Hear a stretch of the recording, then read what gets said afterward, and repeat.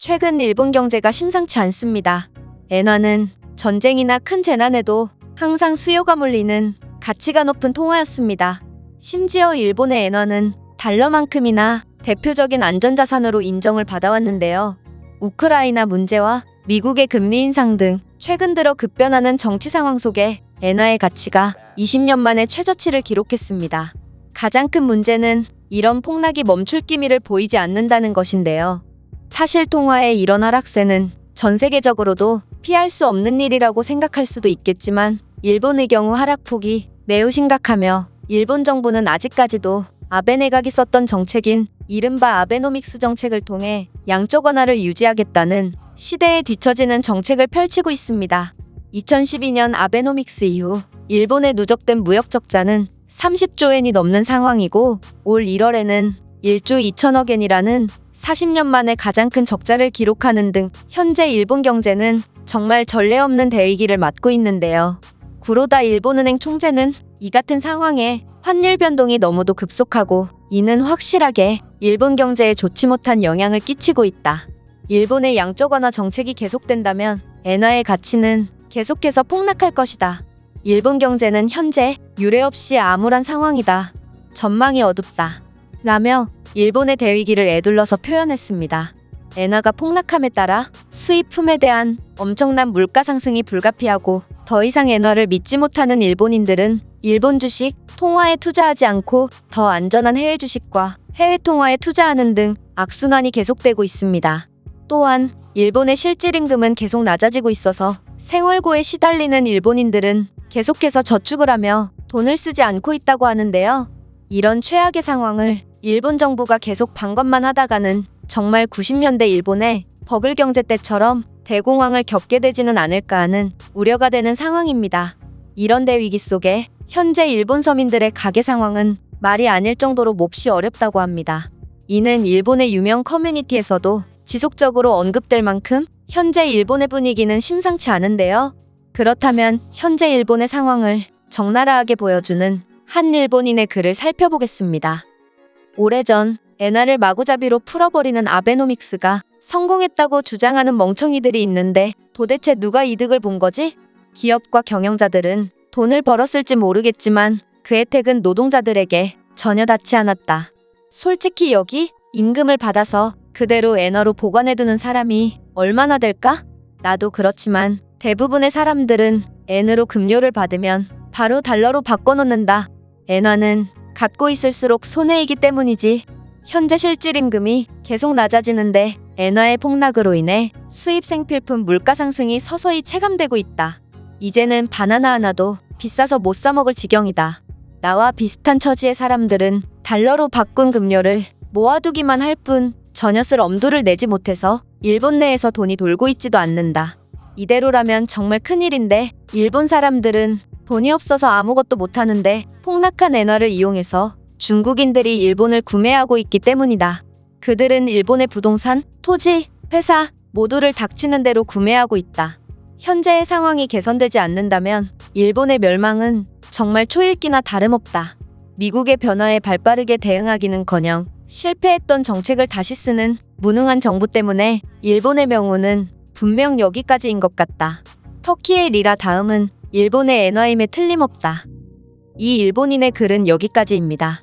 역대급 경제위기로 바나나를 사 먹을 돈도 없다는 일본의 상황은 생각보다 몹시 심각한 수준인 것 같은데요.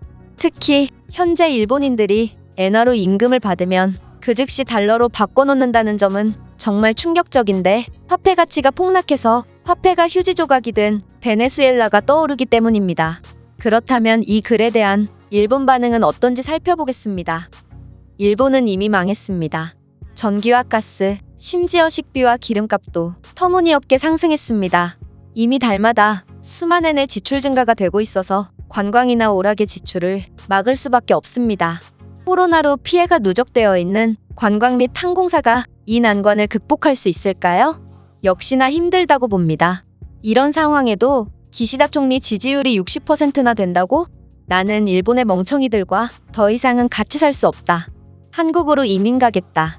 망한 나라 국민을 누가 받아줘? 5년 내로 이곳은 무법지대가 될 것이다. 한심한 은행 총재는 말만 번지르르 하지 속으로는 유감스럽지만 현재 일본 정책이 실패했다고는 입이 찢어져도 말할 수 없다 라고 생각하고 있을 것이다. 실패를 인정하지 않는 바보들이 언제까지 총재를 해먹을지 모르겠군. 나는 아베가 아베노믹스 정책을 펼칠 때 이 나라는 개발도상국으로 돌아간다 라고 생각하고 대부분의 자산을 해외로 옮겼습니다. 대책의 시간은 얼마든지 있었으나 끝까지 이를 지지한 멍청이들은 부디 힘내길 바랍니다. 나는 도망갑니다. 지금까지의 정부의 행동을 지켜봤을 때 끝까지 이 실패한 정책을 밀고 나갈 가능성이 크다. 그렇다면 방법은 하나인데 바로 한국으로 이민을 가는 것이다. 일본이 그나마 덜 몰락했을 때 미리 가지 않으면 나중에는 순번이 길어져서 갈 수 없게 돼버리니 빠르게 실행해야 한다.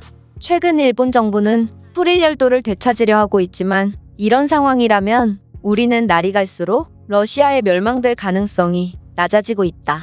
우리 스스로 자멸할 것이기 때문이다. 다른 선진국과 비교했을 때 일본은 이미 상당히 가난한 나라입니다.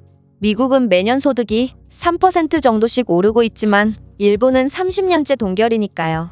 실질 임금은 계속해서 줄어든다고 말할 수 있습니다. 이대로라면 일본에 희망은 없네요. 일본의 젊은 사람들은 해외에 나가는 것을 강력히 추천하겠습니다.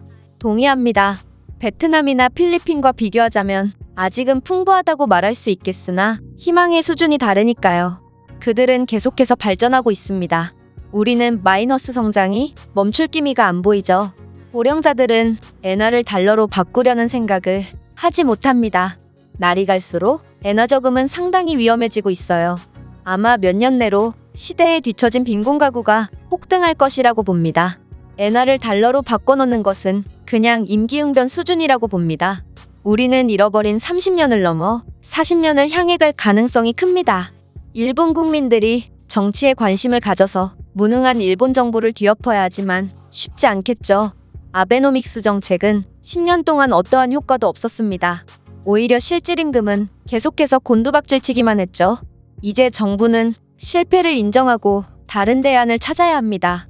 효과는커녕 10년 동안 굉장한 마이너스를 기록했다. 그런데도 아직 고집하다니 민주당 정권보다 자민당 정권이 훨씬 무능하다. 엔화 폭락은 해외 거주 일본인들에게 엄청난 피해를 입혔습니다. 유학 등의 이유로 해외에서 거주하는 일본인들이 생활고에 못 이겨 점점 국내로 들어오고 있는데 이는 정말 심각한 문제입니다. 고부가 가치 산업에서의 일본의 경쟁력은 점점 떨어질 것입니다. 30년 전 전 세계 50%를 점유하고 있던 일본의 반도체 점유율이 5%로 떨어졌습니다. 이런 상황이라면 우리의 반도체 회사들은 전부 삼성의 하청업체로 전락하게 될 것입니다. 수출로 먹고 사는 일본은 날이 갈수록 한국의 현대자동차와 삼성전자에 파일을 내주고 있습니다.